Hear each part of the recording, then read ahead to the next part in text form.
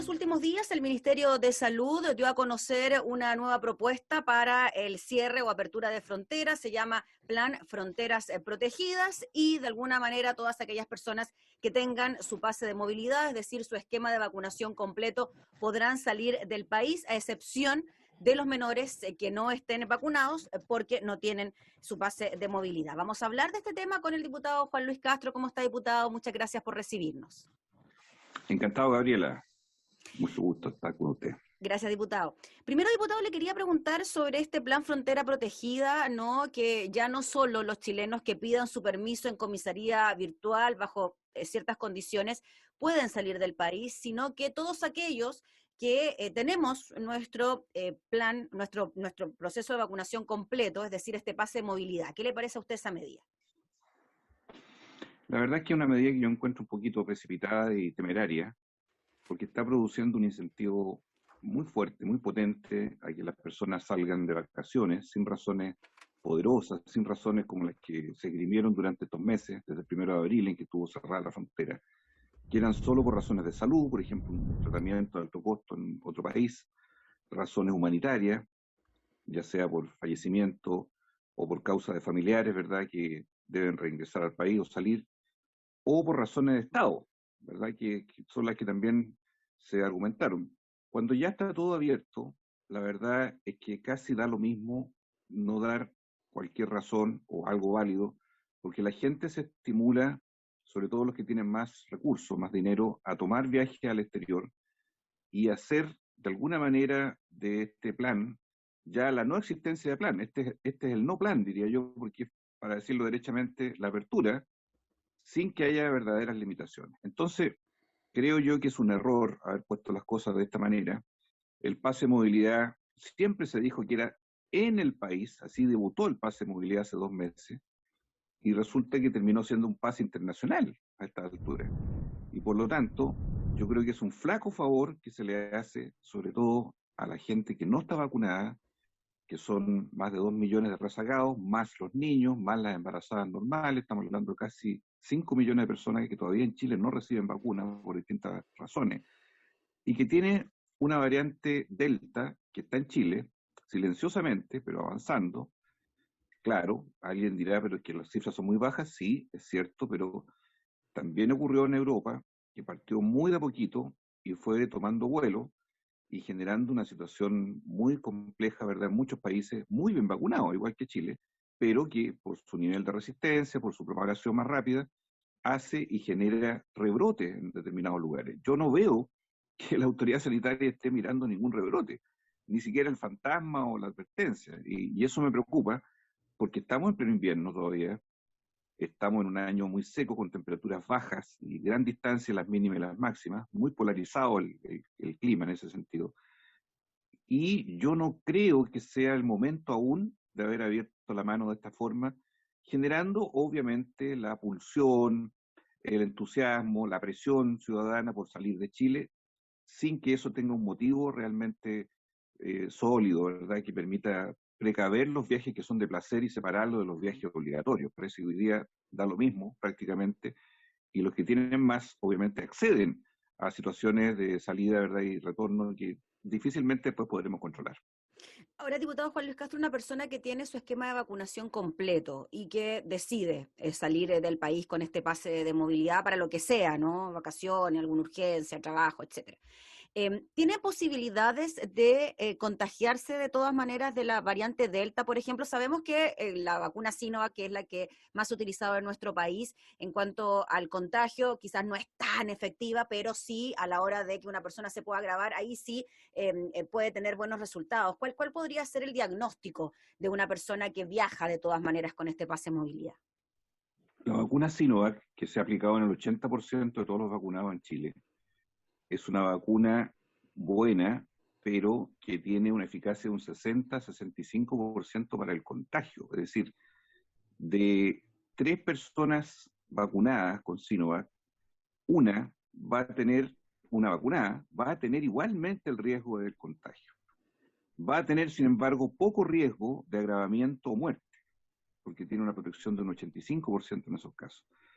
Pero el contagio, Gabriela, es el problema, porque justamente alguien puede salir ir afuera, tener un contagio muy leve, una simple gripe que a lo mejor mínima, desapercibida, o nada, incluso de síntomas, volver a Chile y venir con la cepa, ¿verdad?, respectiva, con esta cepa, Delta, que es, como les decía, silenciosa, contagiosa, pero que existe, y por lo tanto, una persona vacunada de Sinovac, incluso le agrego más, si fuera un adulto mayor, le pondría más ojo todavía.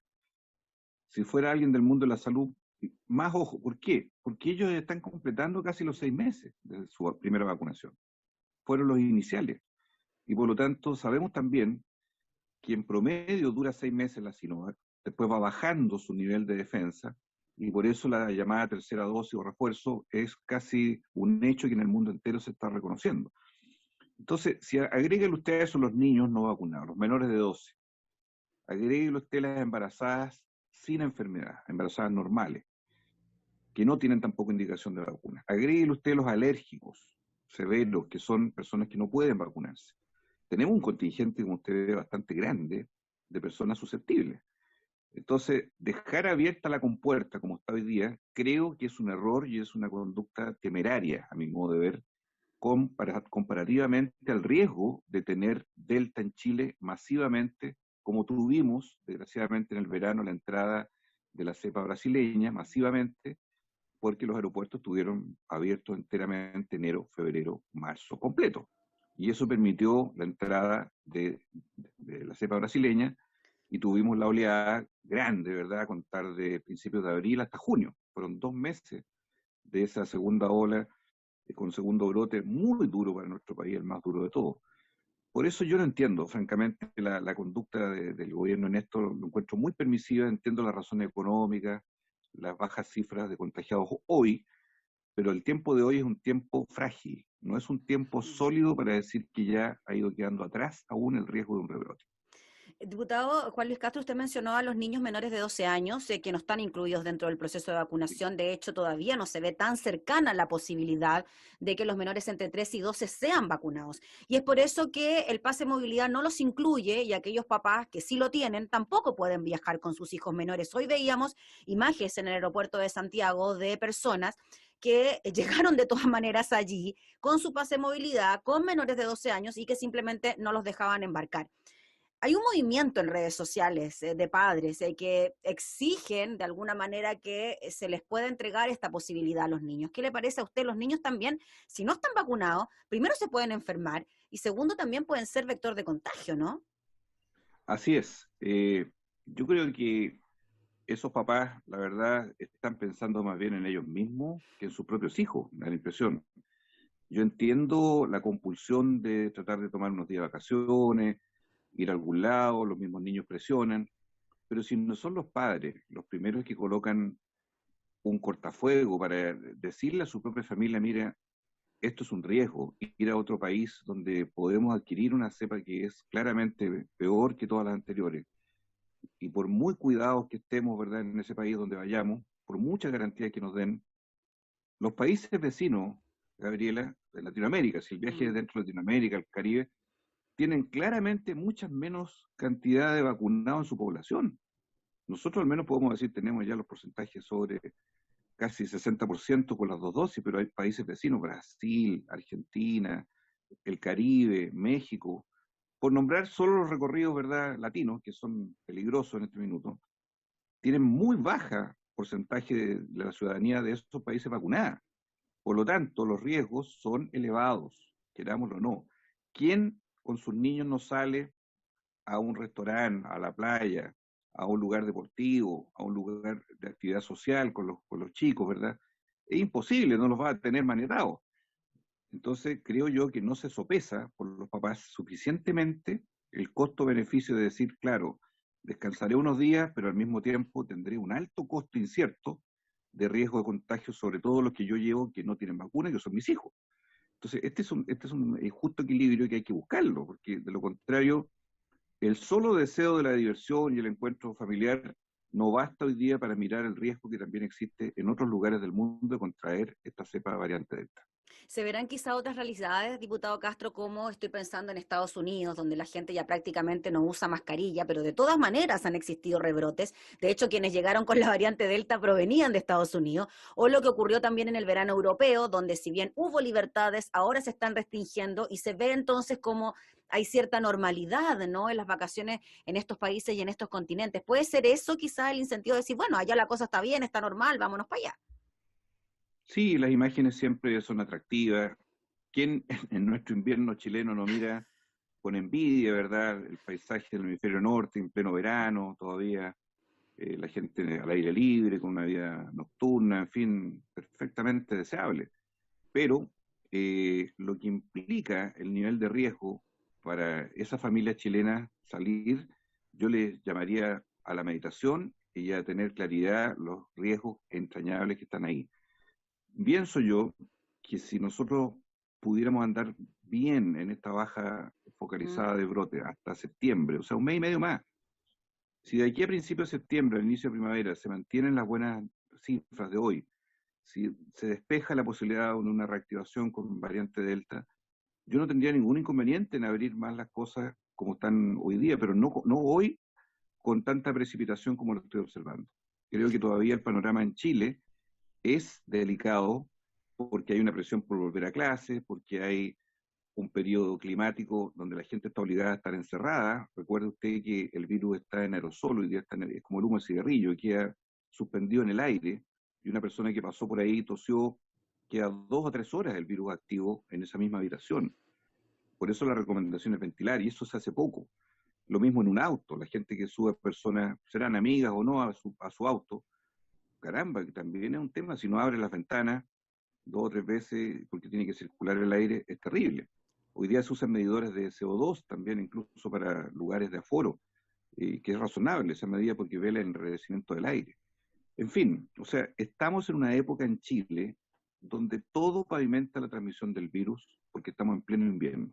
Si estuviéramos en el verano europeo, la vida es al aire libre, no hay problema. No hay ningún problema, a todos a distancia, mucho más fácil. Pero nuestro país no vive esa realidad y por eso entrar y salir, caramba, que es un problema, sobre todo el retorno, porque el riesgo está en el retorno, ¿qué traemos con el retorno? Ahí está la dificultad y ahí mire usted el primer caso, cómo llegó a Estados Unidos, fue toda una odisea, nunca se aclaró bien ese caso. Después la agüita de 7 meses, ¿verdad?, que se contagió por el papá que fue a dar una charla a Estados Unidos. Todas cosas que uno dice, familias súper ABC1, súper protegidas, se supone que con todas las medidas, una guaguita, qué sé yo, y cómo llegó a pasar esto. Y así pasan las cosas. Terminan sucediendo de esta manera por la capacidad de virulencia que tiene la cepa variante Delta, que es la que tenemos el temor razonable, por lo menos en esta época, de que no debiera seguir proliferando. Además, en ese caso, diputado, esta familia, entiendo, se hizo PCR en el aeropuerto por Por supuesto. protocolo. Cuando llegan con Por supuesto. menores, te tienes que hacer PCR en el aeropuerto y a los días después fue que esta guagua apareció con Claro. síntomas y bueno, y ahí vemos lo que ocurrió. O sea, el PCR tampoco es categórico a la hora de decir si viene o no con esta variante. Porque el PCR, acordémonos que tiene una efectividad entre el quinto al 10.º día del contagio. Por ejemplo, una persona contagiada reciente en el tercer, cuarto día se hace un PCR, va a salir negativo, a pesar de que está incubando una infección. O al revés, una persona que ya lleva más de 10 días de que tuvo el contagio, puede que le salga un falso negativo también. La ventana efectiva es entre el quinto al 10.º día del contagio, para que salga un PCR de verdad genuino, positivo o negativo, pero genuino, que dice si hay o no infección. Entonces, todo esto es parte también de la dinámica que a veces se desconoce, decir, bueno, ¿en qué momento? No es llegar y tomar su PCR en cualquier momento después de una infección, hay que saber en qué instante, que es esa ventana de oportunidad que se puede solamente ahí detectar. Por eso, induce error, induce a una creencia de que no hay problema, que está todo bien, y después resulta que aparece de verdad el virus que está latente. Todo eso es parte de la consideración que yo invito a la ciudadanía que la tome muy en serio, todavía en esta etapa, estamos en julio, está terminando julio, no queda tanto para la primavera, ya se nos acerca, ya se ha consumido el primer mes de invierno, quedan 2 meses, un poquito menos, ¿verdad?, de invierno, un invierno, curiosamente, como todos hemos visto, muy templado en sus temperaturas máximas, muy frío en sus mínimas, muchas heladas y muy seco. no hay lluvia prácticamente, o mínima lluvia, y eso también es un factor que contribuye a que el virus se expanda fácilmente. Finalmente, diputado, muy cortito, esta semana retornan los niños a clases presenciales, muchos de ellos por el fin de las Sí. vacaciones de invierno, ya que estamos hablando de los niños. ¿Cómo ve usted esa posibilidad? Considerando también la baja de casos que hay, que muchas comunas, por ejemplo, región metropolitana, muchas en fase 3. Yo creo que hay que ser criterioso en esto, Gabriela, porque comprendo perfectamente establecimientos que están bien preparados en cuanto a foros más limitados, no los 40 niños por clase tradicional.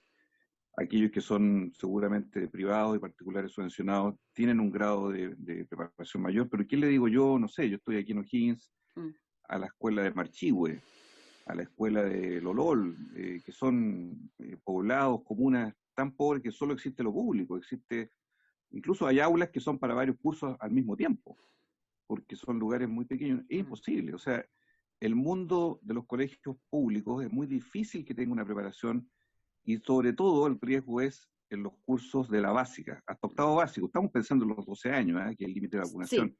¿Qué hacemos con los niñitos no vacunados? ¿Cómo los llevamos, verdad, sin el riesgo? Porque ya no es posible controlarles ni la distancia, ni ninguna mascarilla, ninguna cosa, ni el tocarse, en fin, todo lo que implica mientras más pequeño es el niño, es imposible su control. Yo los dejaría para el último, o sea, no haría tabla rasa. Me parece que los alcaldes en general están teniendo buen criterio para saber en qué momento abrir o no abrir, le están haciendo consultas a la gente en sus comunas, eso es positivo.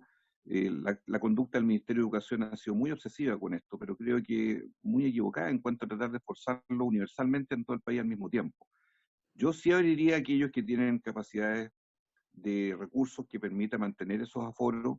No lo abriría en ningún caso para la básica, lo dejaría para la media, sí, en aquellos que puedan, porque son niños que debieran estar vacunados, y solo con ese requisito, que estén vacunados, o sea, niños de 14, 13, 14 para arriba, vacunados, perfecto, y ahí vamos viendo cómo se van dando las cosas, pero no forzaría más todavía en este minuto mientras no tengamos mejores condiciones. ¿Y cómo ve de probable la vacuna para los niños entre 3 y 12?